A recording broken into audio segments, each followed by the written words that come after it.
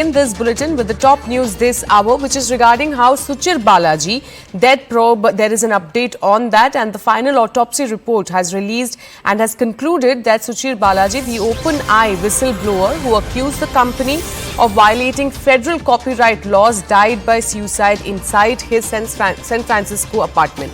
Now, the San Francisco County Medical Examiner confirmed Balaji passed away on November 26 last year from a single self-inflicted gunshot wound.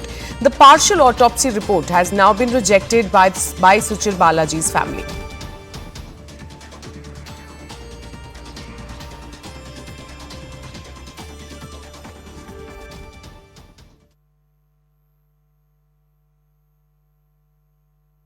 In this particular report, they have stated reason of death as suicide.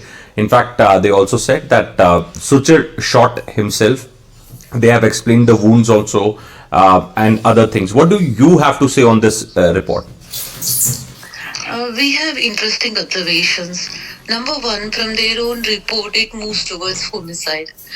First point is like the distance, looking at the structure, like around the wound, there's no gunshot residue. That means that it was not a like contact shoot. It's about 25 to 30 centimeters from the body. Okay. He cannot hold himself that far. That moves more towards homicide. Second point is the width of the gunshot wound is about, they have mentioned about 5 centimeters. That cannot be the width of a gunshot wound. Okay. And the third point is they mentioned in the toxicology the extremely high level of alcohol and drugs, combination of lethal drugs and illegal drugs. First of all, my son never took drugs, and police, when they came to the apartment, they never found drugs there. Second point is, even the alcohol, my son was a social drinker, just a few ounces in parties. We did not find empty bottles there.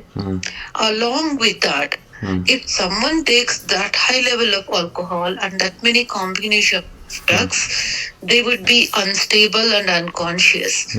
He cannot hold a trigger and shoot by himself.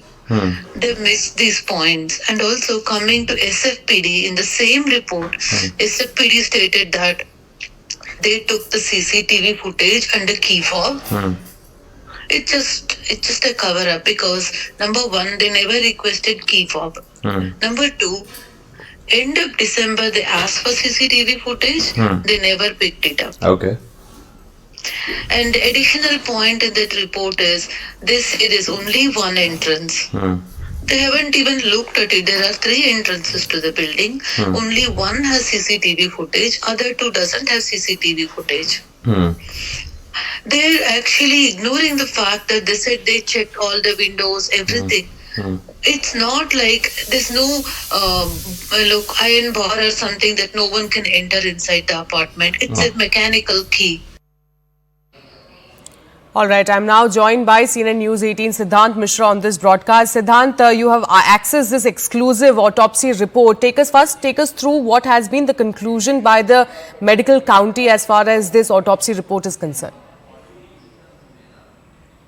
Well, we have received 2 documents from Chief Medical Officer's office in San Francisco. One document is the autopsy report, as you rightly said, and the other document is a letter that has been written by Medical Examiner's office to the attorney who has been hired by Suchir Balaji's family. Now, the autopsy report, this is perhaps for the first time, because Sharon, we have been pursuing to get this report from a very long time from Chief Medical Examiner's office, and also we have written to San Francisco Police also earlier to know more about this particular case, especially the doubts that the family is raising.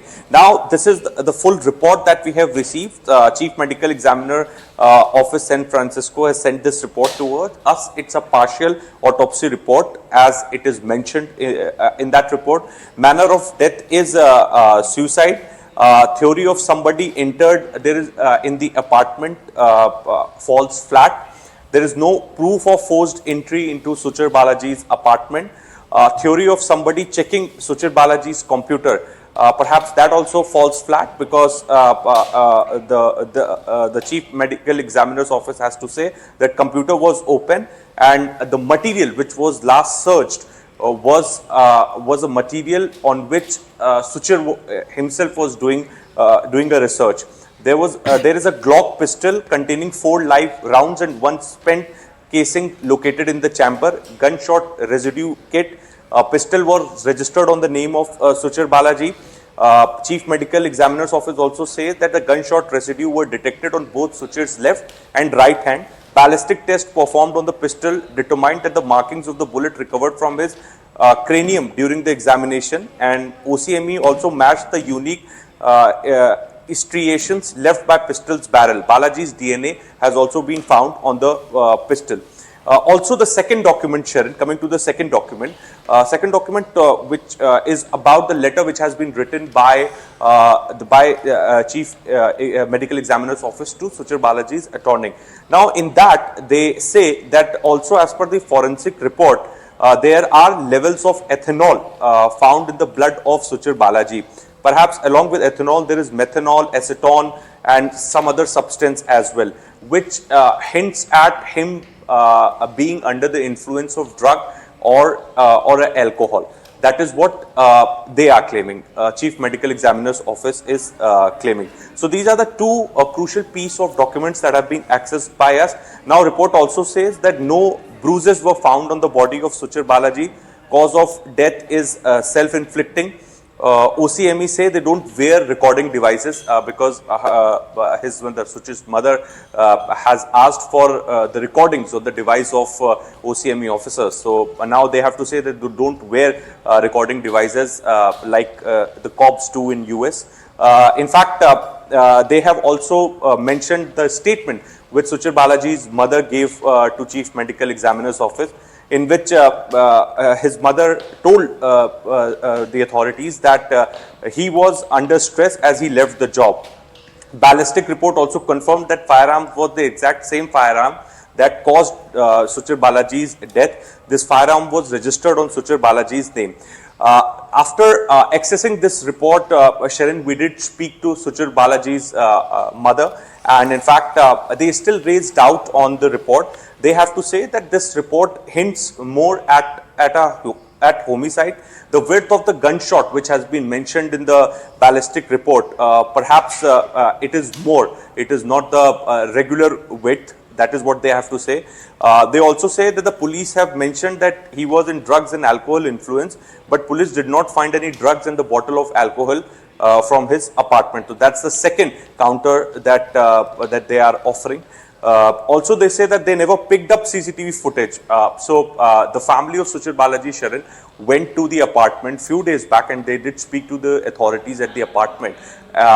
Those people told Suchir's family that nobody from the cops, police department came to pick the CCTV footage. Now, here in the report, the Chief Medical Examiner's Office has written in the report that they have picked up the CCTV footage and nobody could be seen entering Suchir's apartment. Also, the report says that there was only one entry, but Suchir's parents are telling me that there were 3 entrances. In fact, we have that telephonic conversation.